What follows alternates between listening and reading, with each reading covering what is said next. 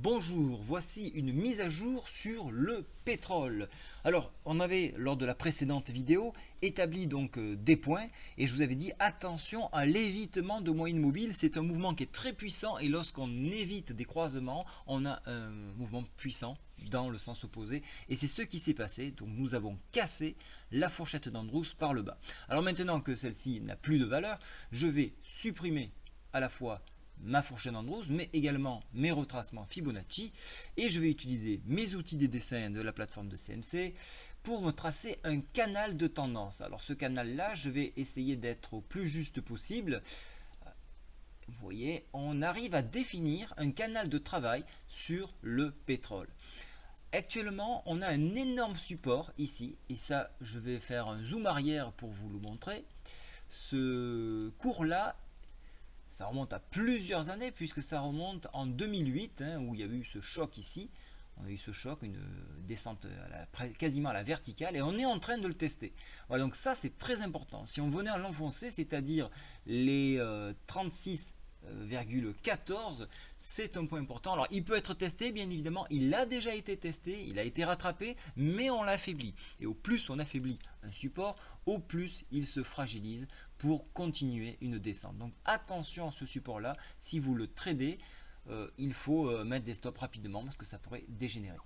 Donc on va regarder ici les points donc, de contact dans un premier temps, dans un éventuel rebond, ce qui semblerait être le cas ici au vu de la configuration technique. On a une MACD qui repart à la hausse, un stochastique qui est en zone de survente et qui aimerait lui aussi repartir à la hausse.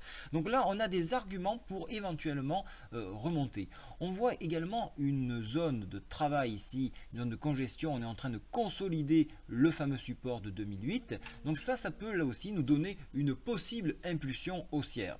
Donc le premier objectif haussier se situe à 38,21 pardon, et donc sur dépassement, on va venir chercher cette borne haute de canal à 39,71.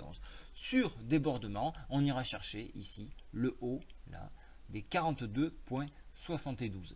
Alors voilà, et mettre un stop ici sur 36,42, sous 36,42. Alors je vois ici une petite mèche, alors j'aime bien exploiter les mèches, 35,88. Voilà, ça peut être un bon stop de protection. Donc ça c'est un premier point. Alors actuellement j'attends vraiment un dépassement de la borne 38,16 pour confirmer un retour à la hausse. Nous arrivons en fin d'année. Les marchés sont peu travaillés, donc il va falloir plutôt attendre janvier pour voir un petit peu que cette borne soit testée. En attendant, rien ne nous empêche de passer en unité de temps 15 minutes comme j'aime le travailler, et là à ce moment là qu'est-ce qu'on voit? On voit donc une zone de travail des 14. Alors attendez, on va tout de suite tracer un canal. J'aime beaucoup tracer les canaux. Ça me permet de visualiser un marché.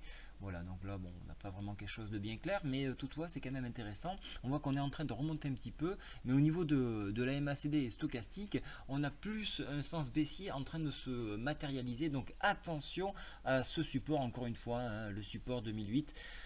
Moi j'attendrai plutôt une borne basse comme on a déjà eu avant de me repositionner.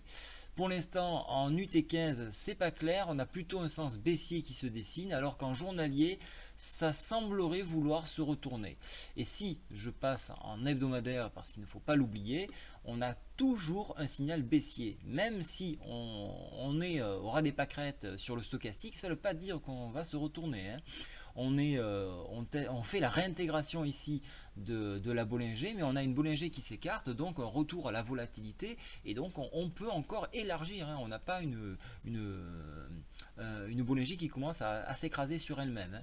Donc on évolue toujours sur MM7, donc il n'y a pas encore de signal de retournement dans cette unité de temps. Donc rien n'est encore clair. Le scalp, pourquoi pas sur repli, mais quelque chose de défini sur du CT, c'est-à-dire du court terme ou du moyen terme, c'est encore fragile. C'est trop fragile pour prendre une position haussière actuellement.